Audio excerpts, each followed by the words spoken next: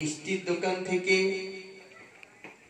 আমি যাবার সময় বলে যাই, তোমার যদি কোনোটা অবিকৃত থাকে, বিক্রি হয় না, যা বিক্রি হয় না সেই বাতাসাটা আমায় দিও, আমি আমার গিরিধারীকে ভোগ লাগাবো।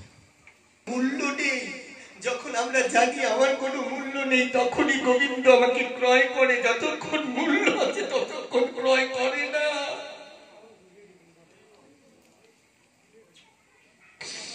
বাতাসাটা হাতে দিয়ে যখন জিভে লাগালে, ওই যে বলা আছে না বাবা, প্রসাদ যদি সেবা করে দেহটা প্রসাদী হয়ে যায়। রাজা মেয়েটাকে গাড়িতে করে নিয়ে চলে গেলেন। বাড়িতে কি উঠল, উঠে রাজা মেয়েটাকে তার পুত্রের সঙ্গে বিবাহ দিলেন। বিবাহের প্রথম রাত্রে কথোপকথন, মা তুমি কোনো পরপুরুষের সাথে কোনোদিন কথা বলতে পারবে না। এক, দুই, আমি আর আমার পুত্র ছাড়া তুমি যদি কারো সাথে কোনোদিন কথা বলো, এই বাড়ি থেকে সেই দিন তোমার চিরদিনের জন্য বিদায় হয়ে যাবে। তিন, তুমি কাউকে কখনো এক মুঠো অন্ন দিতে পারবে। চার, এই বাড়িতে কখনো কোনো বৈষ্ণব আসতে পারবে না। মাটা জোরহাত করে বলল, আমি তো আজকে থেকে আপনাদের দাসী, যা বলবেন তাই মানব, আমার তো কোনো কিছু করার নেই, আমি এটা মানি। মাটা রয়ে গেলেন, কারোর সাথে কথা বলেন না। ছোট্ট একখানা গিরিধারীকে চাইলেন। রাজাকে বললেন, আমি কারোর সাথে কখনো কথা, একটু খেতে দাও। ভক্ত একজন বেরিয়ে আসলেন, এখন তো খাবার নেই। এই অসময় কেউ আসে? খাওয়া দাওয়া হয়ে গেছে, যাও যাও। ভগবান আশীর্বাদ দিলেন, তোমার যা আছে তার দ্বিগুণ হয়ে যাক।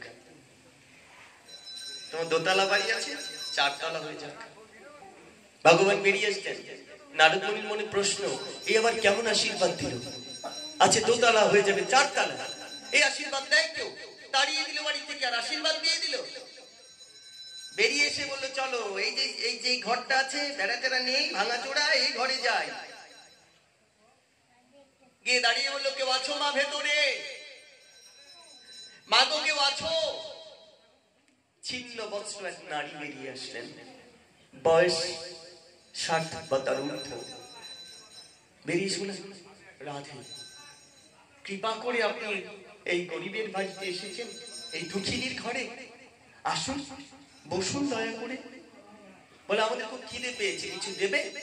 বলে, হ্যাঁ হ্যাঁ আছে। কি আছে?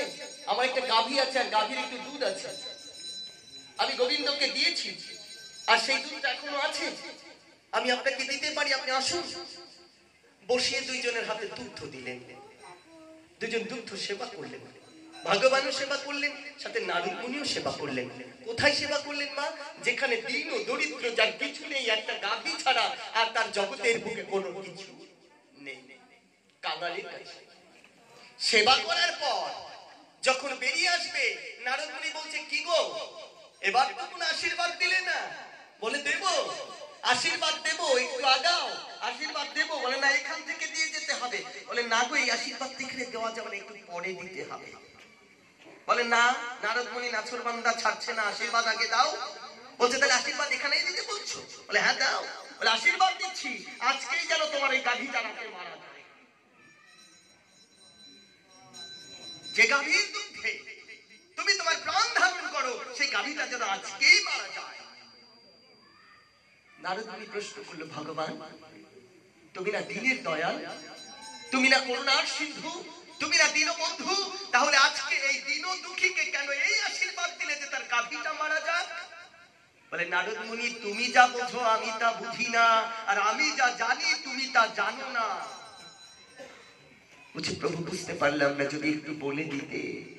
বলো ও মোহ মায়ায় আবদ্ধ হয়ে আছে, ওর সংসারের মধ্যে অনেক অর্থের অহংকার জমে আছে, তাই ওকে আশীর্বাদ দিলাম তুমি এই অহংকার নিয়েই বসবাস করো। আর এর শুধু এই গাভীটা আছে, যখন গাভীটা চলে যাবে ও বাহু তুলে কৃষ্ণ কৃষ্ণ বলবে, ওর জগতের বুকে আর কিছু চাইবার থাকবে না।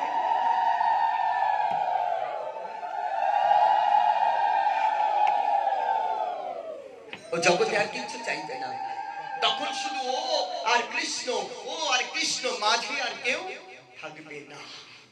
তাই ওকে আশীর্বাদ দিলাম যত তাড়াতাড়ি সম্ভব গাভীটা মারা যাক, ওর মায়াটা কেটে যাক, ও আমার কাছে